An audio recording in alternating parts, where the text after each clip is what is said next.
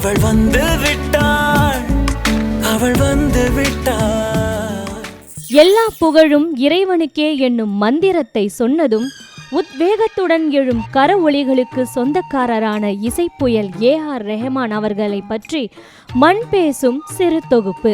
1987 வருடம் இசைத்துறைக்கு அறிமுகமானவர்தான் ஏ.ஆர். ரெஹமான் அவர்கள். மணிரத்னம் அவர்களின் காதல் காவியங்களுக்கு மெருகேற்றியவர் ஏ.ஆர். ரெஹமான் அவர்கள். பல முன்னணி இயக்குனர்களுடன் பணியாற்றியதோடு மட்டுமல்லாமல் ரஜினிகாந்த், கமலஹாசன், அஜித், விஜய், தனுஷ், சிம்பு போன்ற முன்னணி நட்சத்திரங்களுடனும் அவரது இசை பயணம் தொடர்ந்து கொண்டே இருக்கின்றது. இசைப்புயல் ஏ.ஆர். ரெஹமான் அவர்களின் இசை பயணம் தென்றலாய் நகர்ந்து ஹிந்தி திரையுலகிற்கு அடியெடுத்து வைத்தது. ரங்கீலா, தில்சே, லகான், ஜோதா அக்பர், ரங் தே பாசந்தி, குரு போன்ற பல ஹிந்தி படங்களுக்கு இசையமைத்து பேரும் புகழும் வாங்கி கொடுத்தார். 1997 வருடம் 50வது சுதந்திர தினத்தன்று இளைஞர்களின் ஃபேவரட் பாடலாக மாற்றி கொடுத்தார் தேசிய பாடலை. வந்தே மாதரம் என்ற பாடல் உலகெங்கும் புகழ்பெற்ற பாடலாக மாறியது. இந்திய புகழ்களை தாண்டி கடல் கடந்து ஹாலிவுட் திரையுலகிற்கு அடியெடுத்து வைத்தார் ஏ.ஆர். ரெஹமான் அவர்கள். Elizabeth the golden age, couples of retreat போன்ற படங்களுக்கு இசையமைத்து சாதனை படைத்தார். அதையும் தாண்டி சீன மொழி படங்களுக்கும் இசையமைத்தார். Warriors of heaven and earth போன்ற படங்களுக்கும் இசையமைத்து பேரும் புகழும் சேர்த்தார்.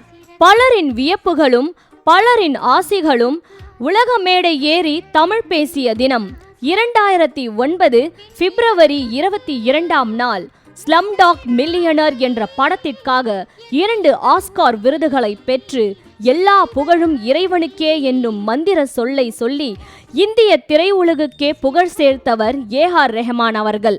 எல்லா புகழும் இறைவனுக்கே. God is great. A.R. Rahman and Gulzar for Jai Ho from Slumdog Millionaire.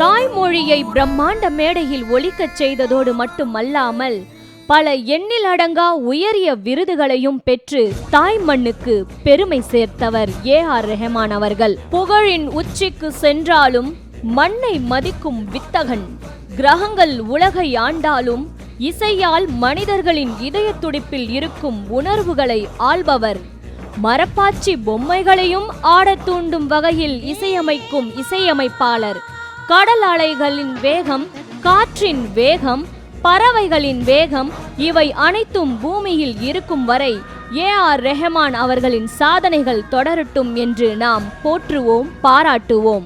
வணக்கம், நான் இசையமைப்பாளர் தாஜ்னூர் பேசுகிறேன். கலைஞர் டிவி நேயர்கள் எல்லாருக்கும் என்னுடைய வணக்கம். இன்றைக்கி ஏ.ஆர். ரெஹமான் அவருடைய 50வது பிறந்தநாள் விழாவில் அந்த நிகழ்ச்சியில் நான் பங்கெடுத்துக்கிறதுல எனக்கு ரொம்ப மகிழ்ச்சி. ஸோ அவரோட நான் ஒரு கிட்டத்தட்ட 14 வருஷம் அவரோட நான் ஒர்க் பண்ணியிருக்கேன். ஸோ அந்த சில நிகழ்வுகளை வந்து உங்களோட பகிர்ந்துக்கிறதுல எனக்கு ரொம்ப மகிழ்ச்சி. நான் அவரோட ஒரு டெக்னீஷியனாக தான் அவரோட ஃபஸ்ட்டு பிகினிங்கில் அவரோட ஜாயின் பண்ணேன். ஸோ படிப்படியாக அவரோட அந்த அனுபவங்களை எடுத்துக்கிட்டு தான் இன்றைக்கி ஒரு இசையமைப்பாளராக நிறைய படங்கள் நான் பண்ணிகிட்ருக்கேன். நிறைய விஷயம் அவர்கிட்ட கற்றுக்கிட்டேன். அதில் முக்கியமாக சொல்லணுன்னாக்கா பொறுமை.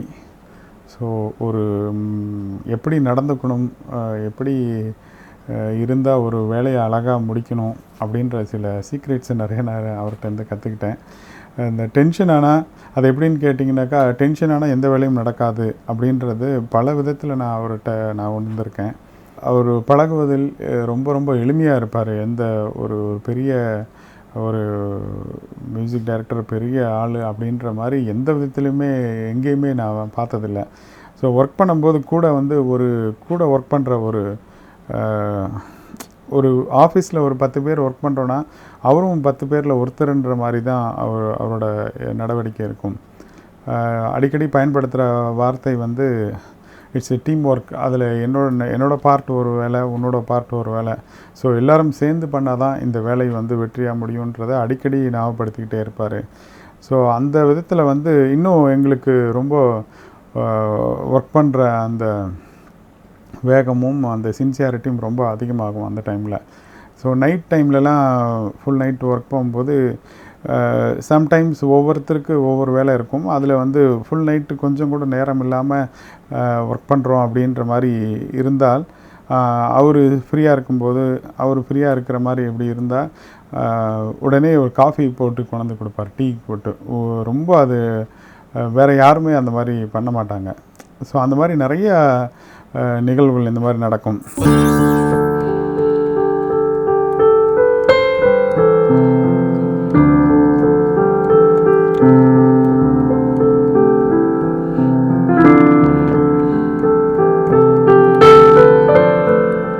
எல்லோருக்கும் வணக்கம்.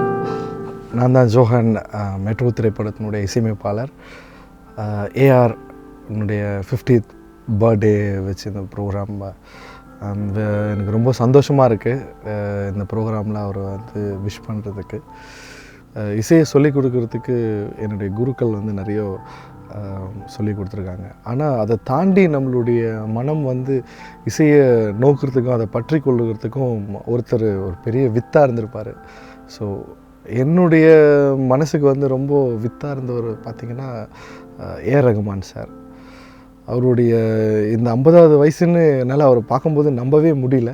என்னால் மட்டும் இல்லை, நிறைய பேரால் அதை நம்பவே முடியாது. ஏன்னா அவ்வளோ யங்கான பர்சன்.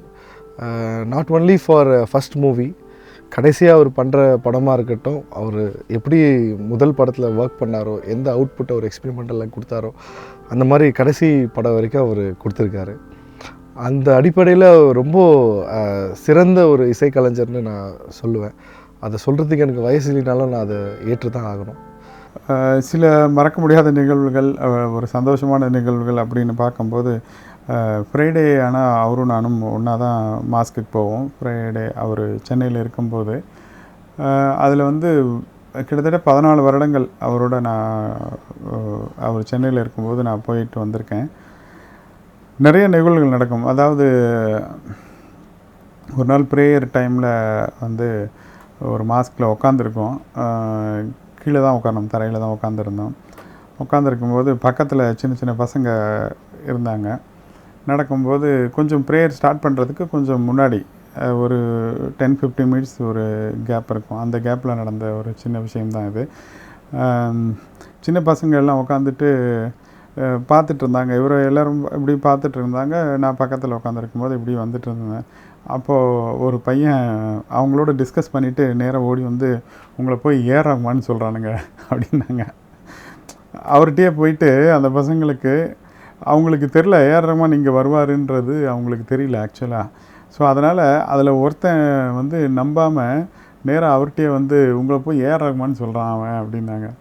ஸோ அப்படியே ஒரு இதாக ஸ்மைலாக என்ன பார்த்தார் அவர். ஸோ நானும் என்ன சொல்கிறதுன்னு தெரில, அப்படியான்னு சிரிச்சுக்கிட்டு உக்காந்துட்டோம். ஸோ இந்த மாதிரி பல நிகழ்வுகள் நடந்திருக்கும்.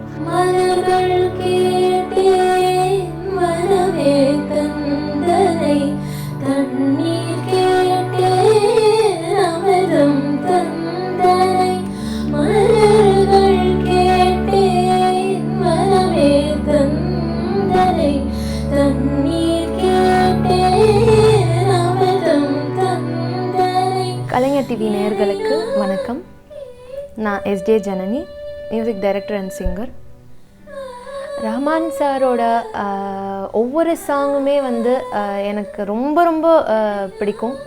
சின்ன வயசுலேருந்தே நான் ரஹ்மான் சாரோட ஆர்டன்ட் ஃபேன். அவர் கருத்தம்மா படத்துலேருந்து வந்த போராளி பொண்ணு தாய் சாங் தான் நான் வந்து ஃபஸ்ட்டு ரொம்ப அடிக்கடி பாடின சாங்னு என் வீட்டில் சொல்லுவாங்க. ஸோ அதுலேருந்தே எனக்கு ரஹ்மான் சாரோட சாங்ஸ் வந்து ரொம்ப ரொம்ப பிடிக்கும்.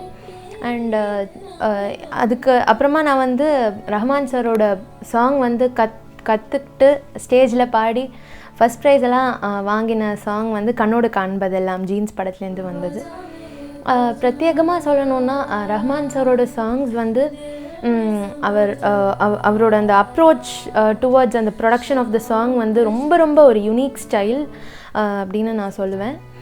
ஆஸ் அ மியூசிக் ப்ரொடியூசராக நான் அவரோட சாங்ஸை அனலைஸ் பண்ணும்போது அந்த ஒரு சஸ்பெண்டட் கார்ட்ஸ் ஆகட்டும் சரி, ஆடட் 7th 11th கார்ட்ஸ் எப்படி யூஸ் பண்ணுறது, அதாவது யூஸ் பண்ணுறதுன்றது வந்து தெரியாமல் அப்படி அந்த ஒரு ஸ்மூத் அப்ரோச் வந்து அது அவரோட யூனிக் ஸ்டைல்டு தான் நான் சொல்வேன். அதே சமயம் பல ராகங்களில் நம்மளோட கிளாசிக்கல் ராகாஸை வந்து அந்த டெக்ஸ்டரஸ் பிளெண்டோட அவர் இசையமைத்த விதங்கள் வந்து ரொம்ப ஒரு வண்டராக நான் வந்து பார்ப்பேன். லைக் மோர் சாங்ஸ் இந்த மாதிரி நாட்டக்குறிஞ்சி ராகத்தில் வந்து கண்ணாமூச்சி சாங், அப்புறம் பெஹாகில் வந்து இப்போ ரீசெண்டாக மலர்கள் கேட்டேன் சாங், இதெல்லாம் வந்து ரொம்ப அபூர்வமாக வந்து அவர் வந்து மெலோடி வந்து மேக் பண்ணியிருக்காங்க. ரஹ்மான் சார் டைம் கிடைக்கிறதே பெரிய விஷயம்னு யோசிச்சுட்டு இருக்கேன். அந்த டைமில் சடனாக பார்த்தா அவர் காரை விட்டு இறங்கி மவுண்ட் ரோட் தர்காவில் போய் தரையில் உட்காந்துட்டு அவர் ஜஸ்ட் ப்ரேயிங். யாருக்கும் தெரியாது அவர் ரஹ்மான் சாருன்ட்டு. பட்டு அது ஒரு பெரிய ஒரு சிம்பிளிசிட்டி, அந்த அவருடைய குருவுக்கு செலுத்தின அந்த மரியாதையினுடைய எக்ஸாம்பிள்ஸ். இந்த மாதிரி ஒன்றும் இல்லை, 1000 விஷயங்கள் சொல்லிட்டு போகலாம். என்னுடைய எக்ஸ்பீரியன்ஸ்க்கு, என்னுடைய ட்ராவலுக்கு சின்ன விஷயந்தான் நான் சொல்லியிருக்கேன். Really wish him a lot. அவர் இன்னும் நிறைய படங்கள் அவர் பண்ணணும், நிறைய அவார்ட்ஸ் வாங்கணும். உலக அளவில் தமிழ் மியூசிக் டைரக்டரை, அதாவது ஒரு இந்தியனை பார்க்குறதே பெரிய விஷயம், அங்கீகாரம் கொடுக்குறதும் பெரிய விஷயம். ஆனால் லாஸ் ஏஞ்சல்ஸாக இருக்கட்டும், USA, இந்த மாதிரி ஹாலிவுட், பெரிய சைனா ஃபிலிம் இண்டஸ்ட்ரியாக இருக்கட்டும், கொரியன் ஃபிலிம் இண்டஸ்ட்ரியாக இருக்கட்டும், எனாமரஸ் பல இண்டஸ்ட்ரியிலையும் ஏஆர் ரஹ்மான் அப்படின்னு சொன்னால் கண்டிப்பாக தெரியும். அது நான் பர்சனலாகவே நிறைய விஷயத்தை ஃபீல் பண்ணியிருக்கேன். பல மொழிகளில் அவர் சென்று இசையமைக்கணும், தமிழ் இசையை கொண்டு போய் அவர் சேர்க்கணும். அதுக்காக நான் ரொம்ப வாழ்த்துறேன். வாழ்த்த வயதிலினாலும் நான் வாழ்த்துகிறேன். இப்படி ஒரு நல்ல ஆப்பர்ச்சுனிட்டி எனக்கு கொடுத்த கலைஞர் டிவிக்கு என்னுடைய மனமார்ந்த நன்றிகள். ஒரு அவார்டு வாங்கும்போது எல்லாருக்கும் ஒரு சிறந்த ஒரு அவார்டுன்னும் போது எவ்வளோ பெரிய மகிழ்ச்சியான ஒரு விஷயம் இருக்கும். இவர்கிட்ட நான் பார்த்தது எப்படி இருக்கும்னாக்கா, ஒரு அவார்டு, ஃபிலிம்ஃபேர் அவார்டோ வாட் எவர் திங், இந்த மாதிரி ஒரு அவார்டு வந்திருக்குன்னு சொல்லி ரொம்ப ஆவலாக வந்து சொன்னால் அவரோட அடுத்த பதில் எப்படி இருக்குன்னாக்கா, சரி நாம் நாளைக்கு ஒரு முக்கியமான வேலை இருக்குது, நம்ம அவருக்கு பதில் சொல்லணும். ஸோ சங்கர் சார் படம் இருக்குது, நாளைக்கு பாட்டு முக்கியமானது, நம்ம அதை முடிச்சிடுவோம். ஸோ இதை வந்து டேக் ஓவர் எடுத்துக்கவே மாட்டார் அவர். அதை ஒரு பெரிய விஷயமாக அதை இது பண்ணவே மாட்டார். ஸோ அடுத்தது ஒரு வேலை இருக்குதுன்னு சொல்லிட்டு எல்லாரையும் அதில் ஃபோக்கஸ் பண்ண வைப்பார். ஸோ அது எவ்வளோ பெரிய ஒரு மன பக்குவம் வேணும் அந்த மாதிரி. ஸோ ஒரு அவார்ட் கிடச்சிச்சினாவே எவ்வளோ வேறு விதமாக இருக்கும். பட் அடுத்த வேலையை நோக்கி நகர்றது வந்து உண்மையாகவே வேறு யார்ட்டையும் நான் அந்த மாதிரி ஒரு பார்க்கல. ஸோ அதெல்லாம் நான் கற்றுக்கிட்ட நிறைய விஷயங்கள் அந்த மாதிரி. ஸோ ஆஸ்கார் வாங்கும்போது ஸோ இந்த மாதிரி எந்த அவார்டு இருந்தாலும் இப்படி தான் இருக்கும்.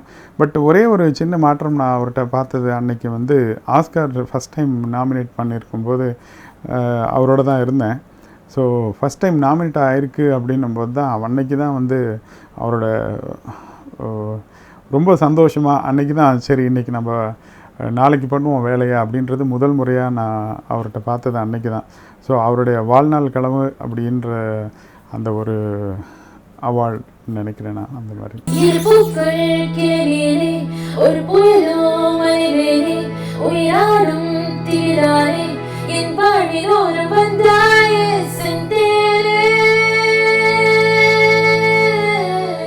தமிழ் ஆகட்டும் சரி, ஹிந்தி ஆகட்டும் சரி, ஹிந்தியில் நிறைய சாங்ஸ் அவர் வந்து சூஃபி குவாலி ஸ்டைல் அந்த ஒரு ஜானர்லேயும் கொடுத்துருக்காங்க, ஜோதா அக்பர் அந்த மாதிரி ஃபிலிம்ஸ்லலாம்.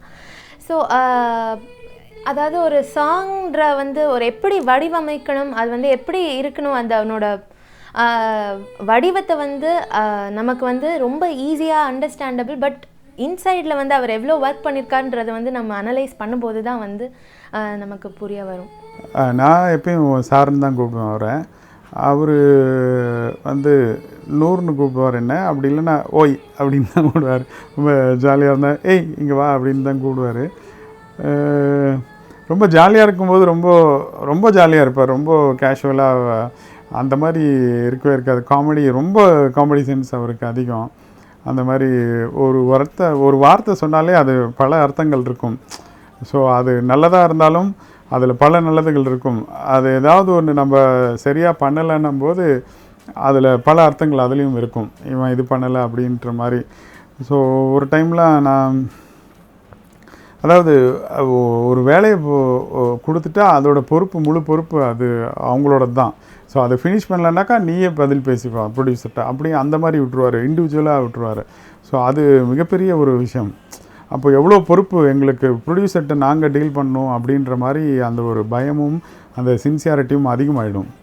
ஸோ அது ரொம்ப எங்களை கிளாரிட்டியாக ஒர்க் பண்ண வச்சுது அந்த மாதிரி.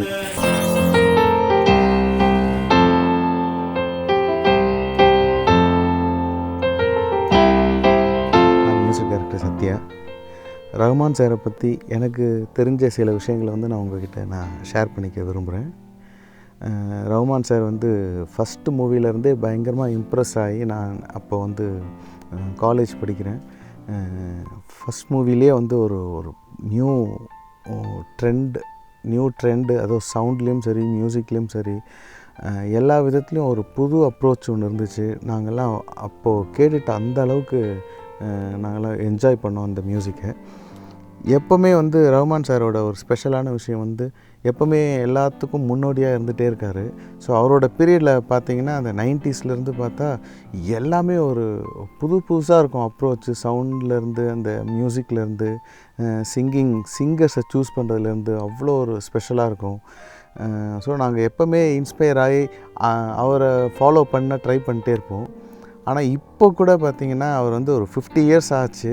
இருந்தாலும் மியூசிக்கில் அவர் இன்னும் கூட எப்போவுமே அந்த யங்ஸ்டர்ஸ்க்கு என்ன பிடிக்குமோ அந்த விஷயத்தையும் பண்ணுறாரு. அதுக்கப்புறம் மியூசிக் நெக்ஸ்ட்டு லெவலுக்கு என்னென்னலாம் ட்ரை பண்ணோம் அதெல்லாம் அழகாக பண்ணி எப்போவுமே அவரை நாங்கள் ஃபாலோ பண்ணுற மாதிரியே எப்போவுமே வச்சுருக்காரு. ரொம்ப ஆக்சுவலாக ரொம்ப பெருமையான ஒரு விஷயம் என்னென்னா, ஒரு தமிழனாக வேர்ல்டு உலக அளவில் ஒரு ஆஸ்கார் வாங்கினது இல்லாமல் இப்போ எங்கே போனாலும் நம்ம சென்னையிலேருந்து வரோன்னா ஒரு பெரிய ஒரு மரியாதை இருக்குது. அது ஏன்னா ரஹ்மான் சார்னால தான்.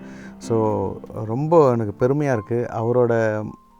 அவர் வாழ்ந்த இந்த மண்ணில் நாங்களும் வாழ்ந்துட்டுருக்கோன்றது ரொம்ப சந்தோஷமாக இருக்குது. ஸோ அவர் அடிஷ்னலாக ரொம்ப இன்ட்ரெஸ்டட் அப்படின்னு பார்த்தீங்கன்னாக்கா வீடியோகிராஃபி. நம்ம மியூசிக்குன்னு தான் நம்ம எல்லாருக்கும் தெரியும். பட் அவர் இந்த வீடியோ ஏதாவது எடிட்டிங்கும் சரி இதில் ரொம்ப இன்ட்ரெஸ்ட்டு. நிறையா விஷயங்கள் அவருக்கு எப்படி மியூசிக்கில் ஹை அண்ட் லெவலில் எல்லாமே தெரிஞ்சுக்கிட்டாரோ அதே மாதிரி வீடியோ எடிட்டிங்கும் சரி ப்ரொஃபஷ்னல் வீடியோவில் ரொம்ப இன்ட்ரெஸ்ட்டாக இருப்பார்.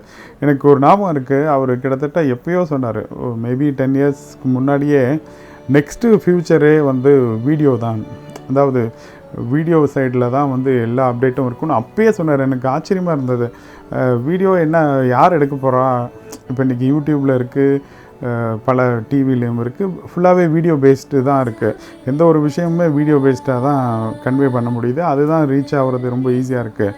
அதை எனக்கு கிட்டத்தட்ட 10 இயர்ஸில் அதுக்கு முன்னாடியே சொன்னார், நெக்ஸ்ட்டு ஃப்யூச்சரே வீடியோ தான் அப்படின்னாரு. அப்போது யோசித்தேன், பட் அது எவ்வளோ உண்மைன்றதை அப்பயே அவர் உணர்ந்திருக்காரு.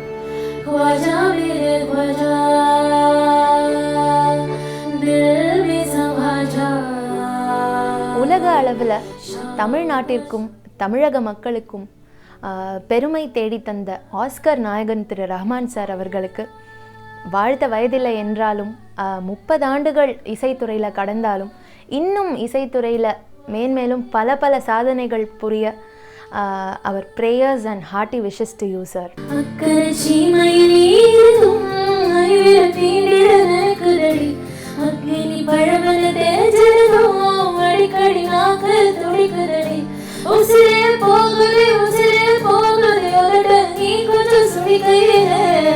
அவரோட பர்த்டே ப்ரோக்ராமில் அவருக்கு நான் என்ன இது சொல்கிறது அப்படின்னாக்கா, ஆக்சுவலாக எல்லாமே பண்ணிட்டார். அவர் எல்லா அவார்டும் எல்லாருமே வாங்கிட்டார். ஆஸ்கார் அவார்ட், தி அல்டிமேட் எல்லா திங்கும் அவர் வாங்கிட்டார். ஸோ நம்ம விஷ் பண்ணுறதுக்கு எதுவும் இல்லை. பட் அவர் நல்ல ஹெல்த், நல்ல வெல்த், எல்லா விஷயத்திலும் அவர் நல்லபடியாக இருக்கணுன்ட்டு கடவுள்கிட்ட வேண்டிக்கிறேன். ரஹ்மான் சாருக்கு 50 இயர்ஸ் கம்ப்ளீட் ஆகிருக்கு.